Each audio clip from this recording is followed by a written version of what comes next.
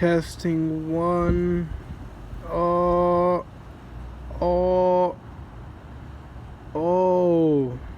So this is the backyard.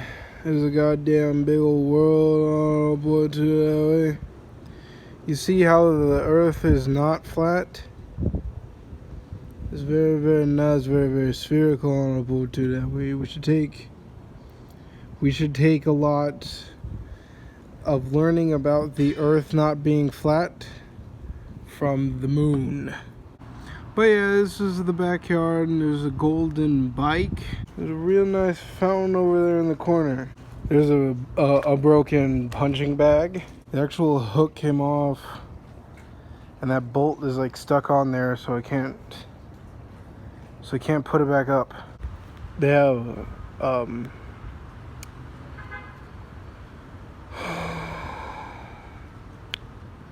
they have that thing. They have an elliptical. They have a really, really old barbecue, so you can go ahead, come on up over to this way, make yourself some ribs. And a scooter. There's a little pink scooter here. Oh yeah, there's this new girl that's starting to work here, man. She's 50 shades of A-okay to me. I swear to God, I seen that she be working up in the house. I said, that was a bad move, man. I swear, that was a goddamn fucking... It's a terrible move, man. I want to go ahead and glaze her donut. Yeah, man, there's no more going down, man. There's no more going down in my life, which sucks because I was in a tornado and a whirlwind of horrible depression, despair, homelessness. It was bad, man. But now the best thing in the world just happened to me. I just got off of work. I haven't said that in over a year.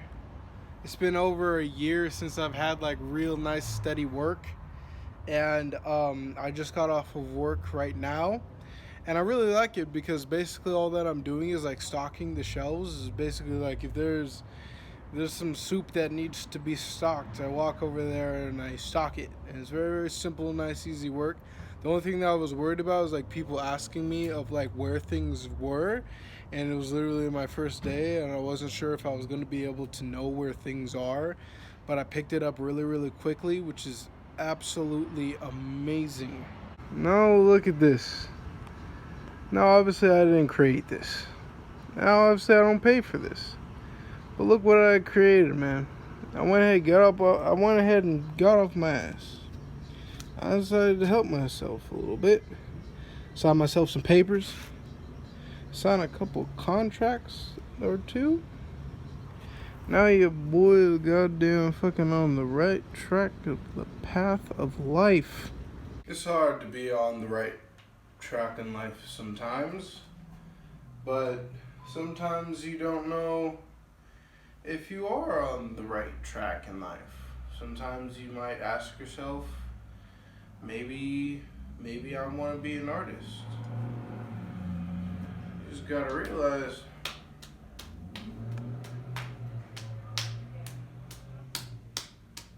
you can't be looking at being an artist because, oh, I've seen artistic people before and I've made one artistic thing before and I think that I can go ahead and sell that and make a profit off of it. You can't be that. It's gotta be that you love it. It's gotta be that you have a white, hot, burning desire to run after those things and loving being that artist. Because if you don't love it, I tell you what, once it goes ahead and get a little bit too difficult, gets a little bit, maybe things aren't good right now. Boy, I tell you, give up so quick. Then you get in a place of where you're not for things and you're not against things. And that's the worst place to be because then you're just lying there, stagnant, doing nothing at all whatsoever. And it's alright to do nothing at all whatsoever. Sometimes to sit there and think of where you're going to shoot the crossbow of the next endeavor in your life, it's okay to stop and think for a little bit. But once it gets to a point where a couple months are going by and you're like, I'm not sure what to do, just fucking do anything. And then just grab onto whatever it is, whether it be doing college, and do your best at it. Don't go 50% at it. Don't go 70% at it. Do 100% of it, 100% of the time, all of the time. But who am I to give you advice on your life? Bitch, I'm Kanye West and Steve Jobs and the same dude. I'm PAUL FRAZIER, motherfucker. I'm the slave and the master. Cause you boys black and white. Know that. Cause my name is Kodak. So I'm smart and can't say that. Cause then that starts on the bridge of being racist. And you can't be racist when you're black and white, because black people say you're not black and white people say, what are you? So I'm just gonna stay away from that topic and more go on to a topic of what are you gonna do for the rest of your life? Like, have you ever thought of that before? Why aren't you in college? Why don't you have a job? Why don't you have a car? Why don't you have your own apartment? Why don't you do these things? Sometimes bullying yourself is a little bit good. Sometimes it ain't that bad.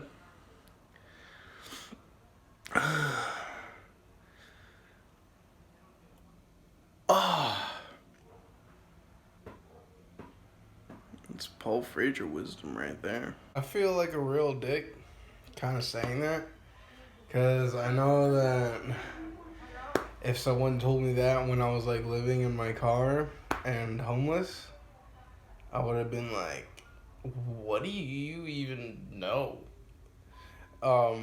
But as a man, and because 85% of my viewers are men, it is meant to piss you off, because anger, my dear friends, is a man's best energy. I know that, like a lot of therapists around you or your mom or your dad say, oh, you need to calm down.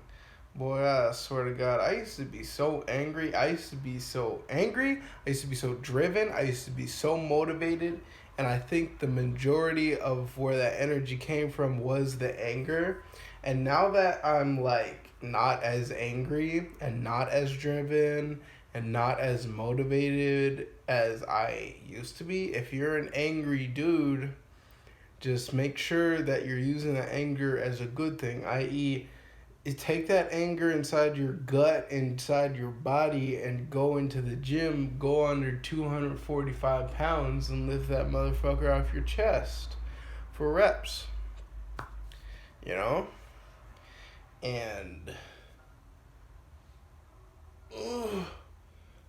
I feel like I'm in the beginning stage of like building the best Paul that I've ever seen before.